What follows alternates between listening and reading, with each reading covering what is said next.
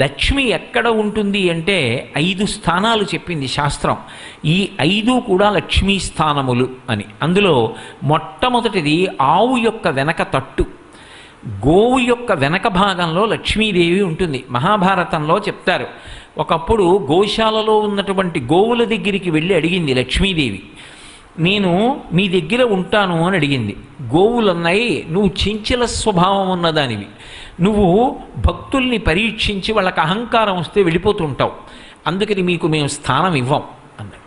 కాదు కాదు, నేను అలా వెళ్ళడం వెనక రావడం వెనక ఒక తాత్పర్యం ఉంది, నేను లోకమాతని, నాకు స్థానం ఇవ్వకపోతే ఎలా అని అడిగింది ఆవిడ.